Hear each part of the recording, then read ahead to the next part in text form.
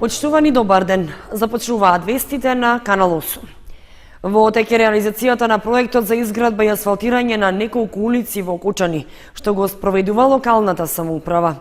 Граѓаните реагираат поради тоа што коловозот на одредени места е тесен и нема да обезбеди нормално одвивање на сообраќајот. Од општината одговорија дека се работи според планот. Дел од проектот за изградба и асфалтирање на улиците во Кочани се и 3 крака од Карпошово востание во населбата Усова чешма. Станува збор за инвестиција што општина Кочани ја реализира со средства во висина од 4.300.000 денари, што се заштедени од реализирањето на подпроектот изградба на 10 улици во општина Кочани, а уште 1.166.000 денари се општинско кофинансирање и се обезбедени од буџетот на локалната самоуправа за оваа година. Градежните работи се веќе започнати, односно коловозот е тампониран, а во моментот се поставуваат бетонските рабници. Со тоа ќе се обезбедат потребните услови во планираниот рок да се изврши асфалтирање на сообраќајницата. Сепак, жителите на улицата упатија телефонска реакција до Канал 8 со забелешка дека на одредени места коловозот е премногу тесен и нема да обезбеди доволен простор за разминување на возилата. При тоа побараа надлежните во локалната самоуправа да реагираат и да направат соодветно техничко решение пред да бидат комплетирани градежните работи. Од општина Кочани пак со писмено соопштение известија дека градоначалникот Илиев во придружба на представници на Светска банка и надлежните вклучени во изградбата на улиците Карпошово востание во Кочани и Јасном во Оризари направиле увид во текот на градежните работи и ги слушнале забелешките на граѓаните. При тоа било согледано дека изведувачот постапува според изработениот проект, а општината во рамки на можностите ќе настојува да ги отстранува пречките што се појавуваат, а на кои реагираат дел од граѓаните во населбата Усова чешма. Представниците на Меѓународната банка за обнова и развој бараат од изведувачите и од надзорот посебно внимание да се посвети на квалитетот на градежните материјали и на текот на изведбата. Со донесувањето на локалниот акцијски план за домување, урбанистичко планирање и комунална инфраструктура се очекува решавање на најважните прашања за ромската заедница во Кочани. Документот што ги помина комисиската и расправата во Советот на општина Кочани се однесува на периодот од 2020 година. Општина Кочани во соработка со ромските здруженија изработи плански документ во кој на хартија ги стави најважните прашања и проблеми што треба да се решаваат во наредниот период, а со што ќе се подобри инклузивноста и социјалната состојба на ромската етничка заедница кај нас. Изготвувањето на локалниот акцијски план и неговото донесување е од голема важност, затоа што представува почетна точка од која ќе можат да се преземаат конкретни чекори за решавање на сите отворени прашања. Планот има 3 програми, односно во него се вклучени домувањето, урбанистичкото планирање и комуналната инфраструктура, особено оние што конкретно се однесуваат на ромската заедница во општината. Програмата за домување подразбира третман или директни мерки насочени кон семејствата од социјален ризик, оние кои што го немаат решено своето стамбено прашање во делот на домувањето и посебно овде се акцентираат семејствата од старата касарна. Понатаму втората програма урбанистичко планирање е една од стратешките насоки програми со кои што како општина се запативме да работиме, а тоа е дека во рамките на овој акцијски план се воочена е потребата од донесување измени и дополнување на деталниот урбанистички план за градска четврт Гови пред.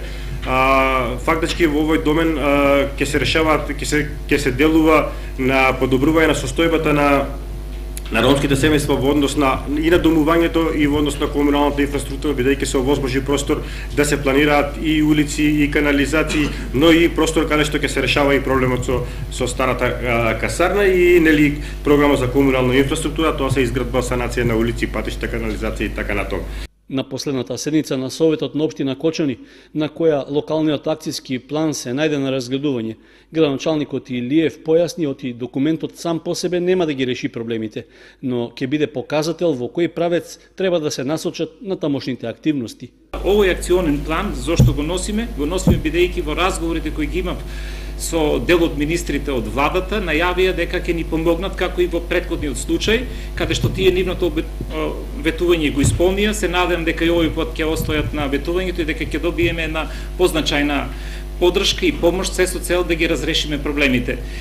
Со тие средства кои што ни се ветени, ние нема да можеме да ги решиме проблемот на сите роми. На крајот ние немаме само проблеми со ромската заедница и не е фер да ги делиме, меѓутоа во овој момент збориме за една работа која е навистина болна и важна и дека дел од тие средства секако ќе бидат наменети за решавање на овие проблеми. За реализација на локалниот акцијски план, општината побарала од владата 15 милиони денари, а покрај тоа ќе вложи и сопствени средства.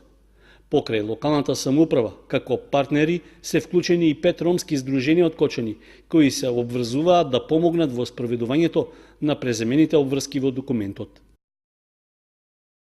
Реконструкцијата на водоводната линија во Виница продолжува со предвидената динамика.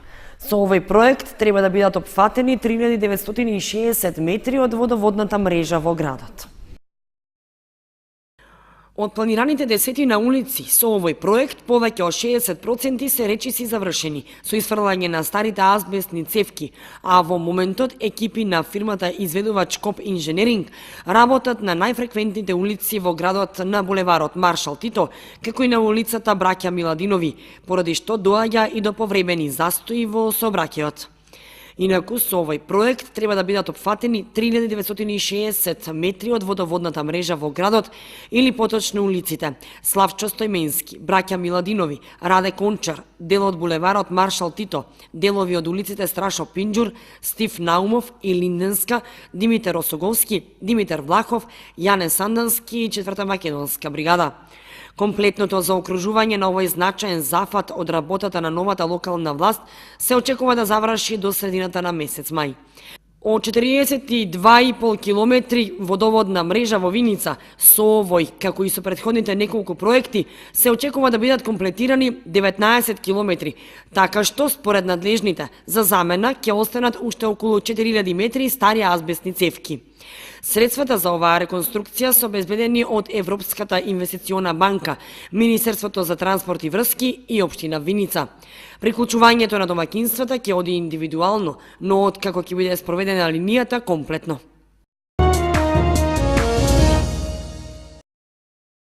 Со свечена програма, монодрама за Викентиев, музички точки, како и положување цвеќе на бистата, Средното општинско училиште Гошо Викентиев го одбележа патрониот празник.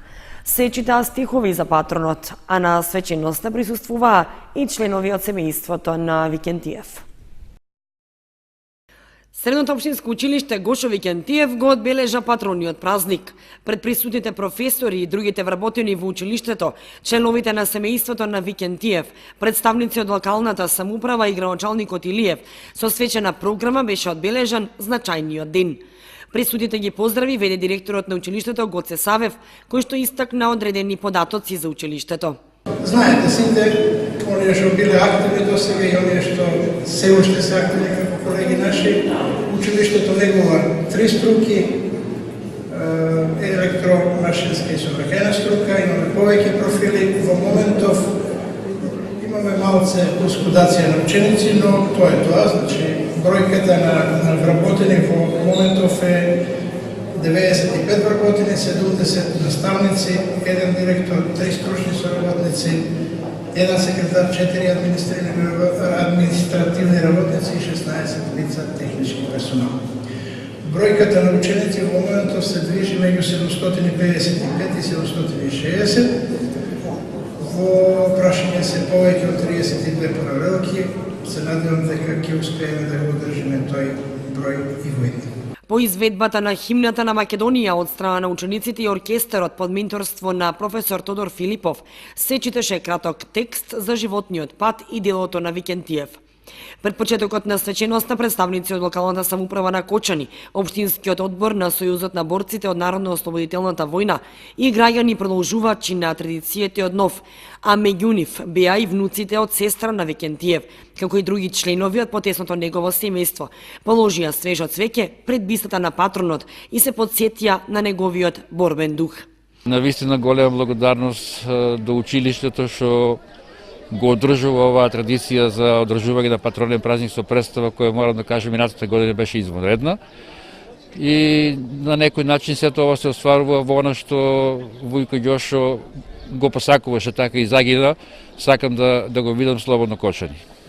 Беше голем човек, така. Беше голем човек, голем љубител на деца, и тоа за жал судбината беше таква да загине пред да формира семејство. На сеченоста беа прогласени учениците на генерацијата 2014-2018 по струки. Од електротехничката струка за ученик на генерацијата беше прогласен Никола Стојчевски, од машинската струка Благој Ѓоргиев, а од сообраќајната ученичката Бојана Китанова. Беше прогласен и правенецот на генерацијата.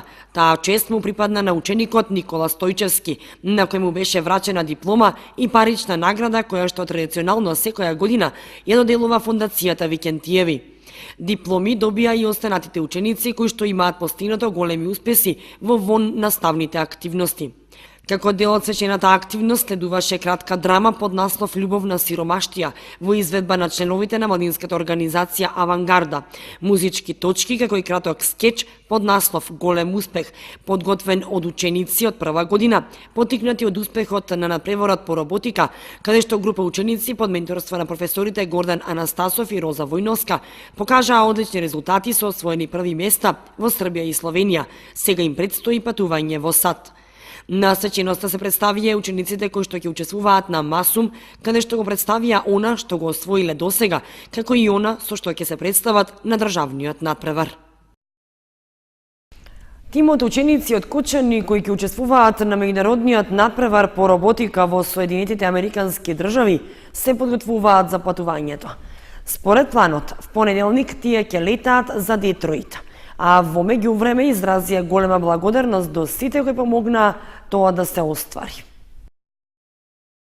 Се е подготвено за заминувањето на тимот ученици кои ќе представуваат општината Кочани и Република Македонија на меѓународниот надпревар по роботика во Соединетите Американски држави. Најголемиот дел од парите што им беа неопходни за патувањето се обезбедени, со што авионскиот лет до Детройт и престојот таму треба да поминат без проблеми. Покрај Ротари клубот Кочани Виница, кој беше еден од главните донатори во обезбедувањето почетни услови за да проработи кабинетот по роботика, за учеството на надпреварот во Америка свој придонес дадоа и други субјекти.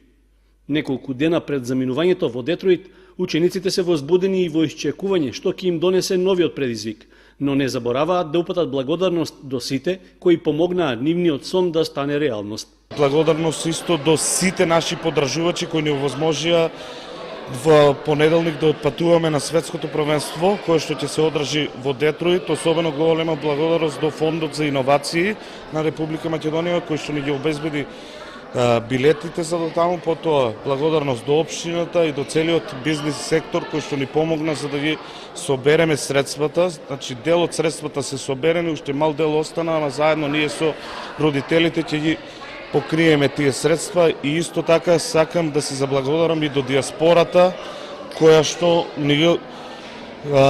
ни го плати престојот таму и ни обезбеди превоз за во Америка, во Детройт. Нашите ученици немаат дополнителни информации што ги очекува на меѓународниот надпревар по роботика во Америка, но ветуваат дека ќе дадат се од себе за да постигнат нов успех. Ние се надеваме исто така дека како досега што го представувавме достојно нашиот град и нашата република, дека истото ќе го направиме и во Детройт на светското првенство и се надеваме дека ќе се вратиме со некаква награда и од таму. За да се квалификуваат за учеството на надпреварот по роботика во Соединетите Американски држави, тимот ученици од Кочани претходно ги освоија првите места на регионалните надпревари во Србија и во Словенија. Во исчекување на одлични резултати и на пошироко меѓународно ниво, им посакуваме добар пат и многу среќа во Америка.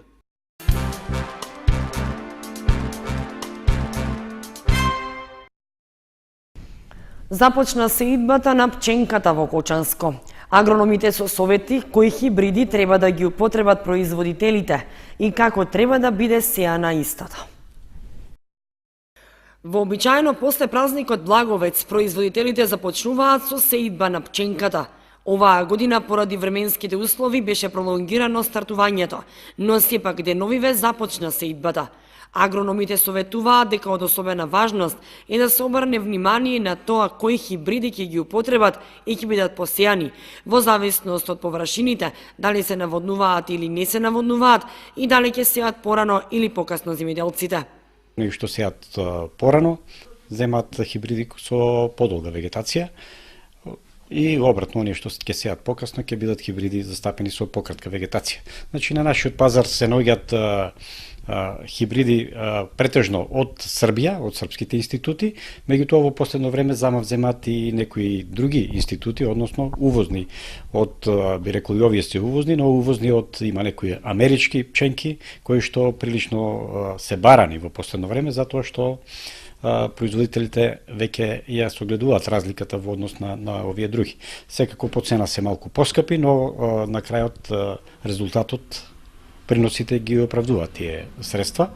Значи, во овој период би препорачале производителите кои што сеат под површини кои што се под вода или имат можност за наводнување, да ги користат хибридите од групата на ФАО 600, ФАО 700 или ФАО 500, тоа се со подолга вегетација, додека понатаму оние кои што ќе закаснат, кои што ќе задоснат со сеидбата или онаму каде што нема вода, ќе бидат од ФАО 400 или ФАО 300 групата. Агрономите советуваат и тоа дека сеидбената норма, односно количината на семе по единица површина, онаму каде што се наводнува пченката, да биде погусто сејана, но дека онаму каде што ќе нема доволно наводнување или влага, пченката да биде поретко сејана, односно зрната да бидат на поголемо растојание, да не прават конкуренција на влагата, со цел да има доволна количина на влага за посевите, додава Стојановски. Инаку во Кочани досега се сеја околу 1000 хектари пченка. Годинава, вели Стојановски, се очекува иста бројка на хектари или нешто помалку. Крводарителска акција организираше Општинската организација на Црвен крст Кочани со учениците од Средното училиште Лјупча Сантов. В пресрет на оваа крводарителска акција се одржа и мотивацијска работилница за крводарителство. По реализираната крводарителска акција во Средното општинско училиште Гоша Викентиев, на која беа собрани 33 единици крв, Општинската организација на Црвениот крст Кочани, акција за собирање крв спроведе и со учениците од 3-та и 4-та година од Средното училиште Лјупча Сантов. Беше реализирана во соработка со екипата од трансфузиологија од Штип. Ова акција е дел од самиот план, значи, за крводарителство кој го спроведуваме во текот на 2018 година. Акцијата започна во 10 часот и ќе трае до 13 часот и се спроведува со соработка со Институтот за трансфузионална медицина од Штип. За време на ова акција моментално, значи, имаме околу 10 собрани крвни единици и очекуваме да завршиме со 20 собрани крвни единици.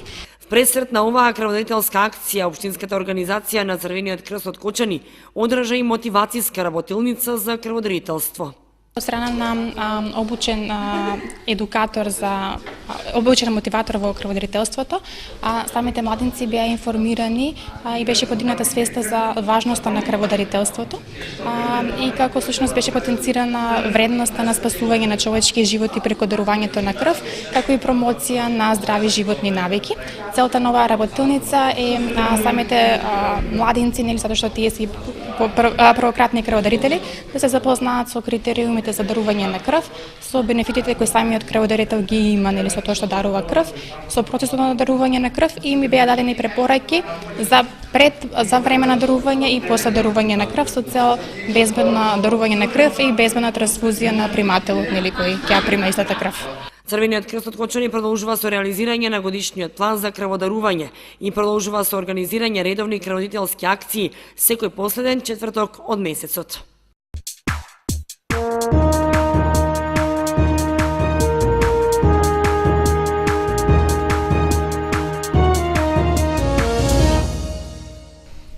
Следува информацијата од спортот.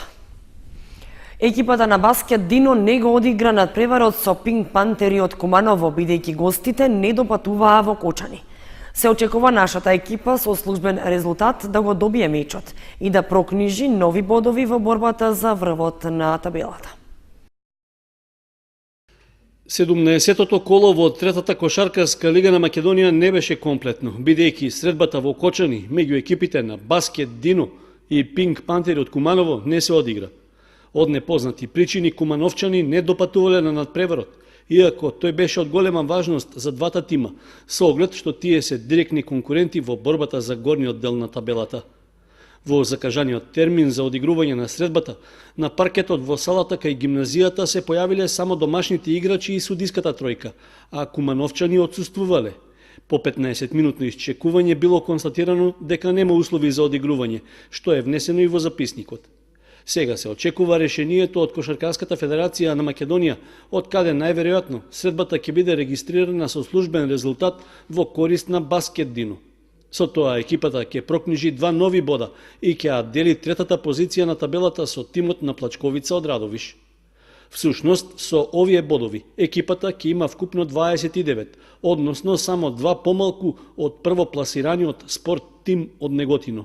Сепак, токму следното 18-то коло, што ќе се игра в сабота, ќе биде највозбудливо, бидејќи Баскет Дино ќе гостува токму во Радовиш против директниот ривал, кој ја загуби средбата со неготинчани, па најверојатно сега ќе бара рехабилитација за поразот.